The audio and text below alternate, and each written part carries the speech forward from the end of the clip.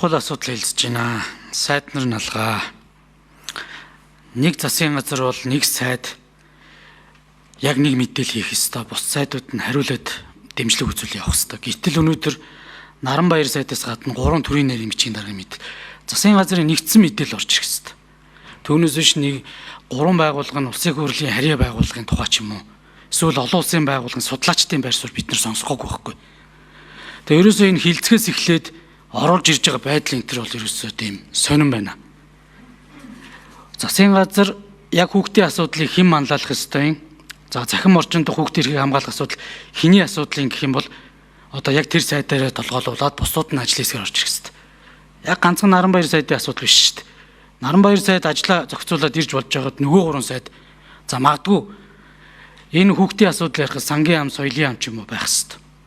Тэгэд ийм байдалтайгаар асуудалд хандахаар наачин доороо очиод ерөөсөө ивлэхгүй.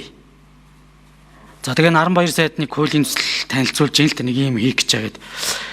Тэгэхээр энэ дээрээ бас анхаараач гэдэг зүйлийг зүгээр хэлмээр байна. За хоёрдугаарт яг зүгээр энэ хуулийн төслийн үзэл баримтлалыг бас харлаа. Зохицуулах харилцааг харлаа. 16-аас доош насны хүүхдүүдийг ерөөсөө одоо сошиал медиаг хэрэглэхийг хориглоно л гэж байна. Тэгэхдээ их л хуураа сонсогдож байна. Ер нь бид нар ч үндэстэн дамсан компанитай харьцаж байгаа гэдгээ бас бидэд ойлгож гин үгүй.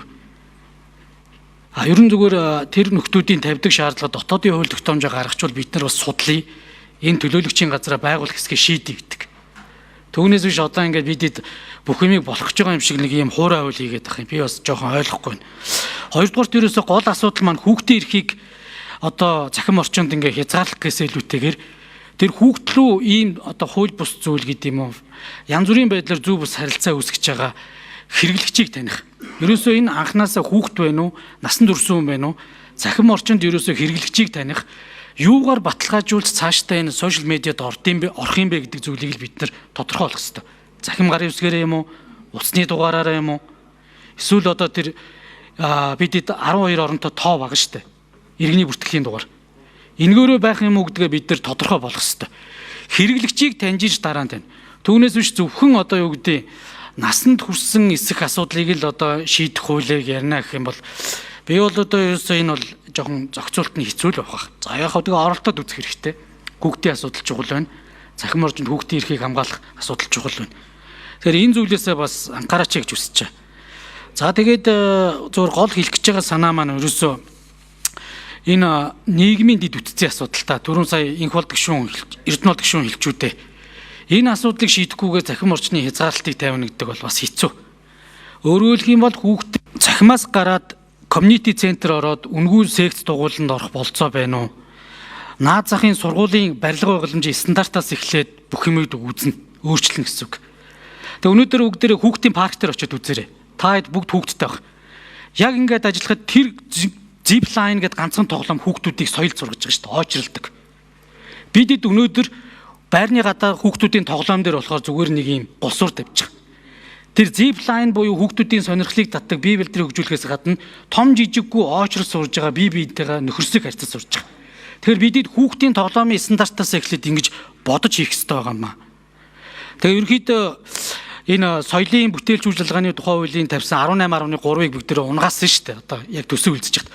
Уг нь эн чинь захим орчинд биш хүүхдүүд спортын танхимд соёлын байгууллага дээр байж илүү их одоо юу гэдэг нийгэм шиг бие биентэйгээ интернет бус тэр орчинд бас хүмүүжих тэр зүйл рүү явсан юм аа.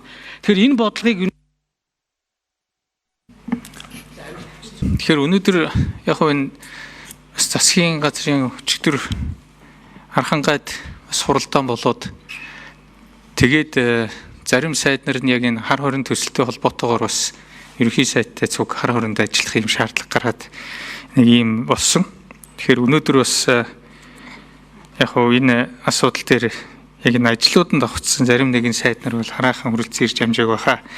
Юуны хувьд бол бид бас ойлгож байна энэ асуудлыг эртхэн ярилцаад хоорондоо ингээ ярилцаад нийгэмтэйгээ хэлэлцээд ингээд явах нь шаардлагатай. Тэгэхээр сайн зүрх гишүүнд бас сандаж уриалахад та бас энэ хуулийг орж ирэх мэдээж үрдийн одоо журмаараа хэлцээд явах үед нэ тэр сайхан дэмжиж яваарай.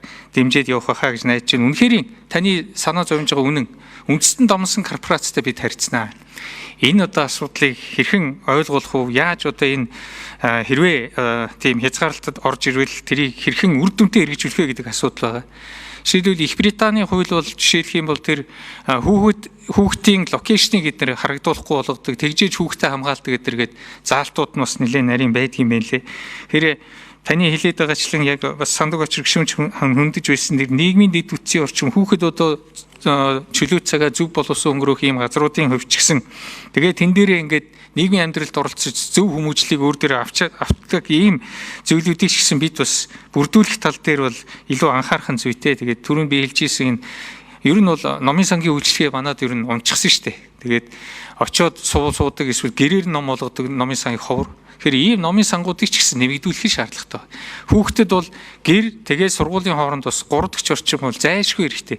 Энэ асуудлыг ч гэсэн бид нэр давхарт нь шийдээд явах хэрэгтэй. Ер нь гол нь бол энэ дэлгэцийн айхтар энэ донтолт за түрүүнд бас баяр сайхан дарга хэлж байна. Тэр их хэлээрээ бас амлаж одоо яахгүй YouTube үзсээр байгаад нэг эрлиц хэлтэй болсон хүүхдүүч байгаа шүү дээ. Өнөөдөр ээж аав ч юу хэлээд байгааг нь ойлгохгүй. Иймэрхүү нөхцөл байдалд байгаа үед бид соёлоо хэрхэн хамгаалах юм? Монгол хүүхдийг хэрхэн одоо ядахтаа одоо эрүүл нүдтэй яаж одоо өсгөж хүмүүжүүлэх юм гэдэг л асуудал. Энэ дэлгэцийн донтолт бол үнэхээр айхтар хэмжээнд хүрсэн. Анхаарал төвлөрөл бол суларцаа ийм одоо нөхцөл байдал. Хүүхдүүд бас гинтхэн их уурладаг. Одоо өөрийнхөө сэтгэлийн EQ буюу сэтгэлийн хөдөлгөөнийг бол удирдах чаддгүй нэргээл иймэрхүү нөхцөл байдал үүсээд байгаа нь дэлгэцийн энэ айхтар хамааралтай бас тодорхой хэмжээнд хамаарч байгаа гэж боддог. Ийм учраас бас энэ одоо хуулийг гаргаж ирж ийм тодорхой ийм заалтуудтай ийм хуулийг гаргаж ирж бид бас энэ хүүхдийн эрхийг цахим орчинд хамгаалах одоо SNS буюу нийгмийн сүлжээнд энэ хамгаалах ийм шаардлагатай байна гэж харж байгаа. Баярлалаа танд. За тэгэхээр хэдүүлээ энэ хот төлөвлөлтөөс эхлээд community centerтай болох, за эргээд энэ ногоон байгууламжтай болох, за сургуулийн барилга байгууламжийн стандартыг зөвхөн хичээллэх танхим биш, тийм цаг өнгөрүүлэх, дуулан хичээллэх, яг чөлөөтэй тэр ширээн дээр биш, хүүхдүүд бие биентэйгээ тэр одоо харилцаанд орж явах тийм анги танхим бий болох асуудал тэр өөрчлөхгүй бол наа чи ерөөсөө ингээ мод чиг суулгаж хагаад хичээл хонх дугуурлаа гараа явдаг ийм танхимч хүүхдүүд одоо бие биентэйгээ дугуулан секц суухад хэцүү. За тэгээ энэ соёлын бүтээлч үйлчилгээний тухай хуульд байсан тэр бодлогыг өгөн зөв болгож оруулж ирмээр байгаа юм аа. Хүүхдүүд дугуулан секц спортоор хичээлж ижлийн захим орчноос үүснэ. Хоёрдугаарт яг хөдөлмөрийн бодлогоорч бас өөрчлөлдөг. За одоо 3 нас хүртэлх хүүхдүүдтэй одоо эцэг эхчүүд ажилуул илүү цагаар ажилуулахгүй байх. За магадгүй одоо юу гэдгийг гэр бүлдээ одоо илүү их цаг зав гарцуулах үүднээс хагас бүтэн сайнд ажилддаг байх ч юм уу. Төр бид нар ч гэсэн өөрсдөөсөө эхлэх байхгүй. Хагас бүтэн сайнгүй хуралдаж шít. Тэгээд тэнд байгаа хүмүүсүүдийн хандлага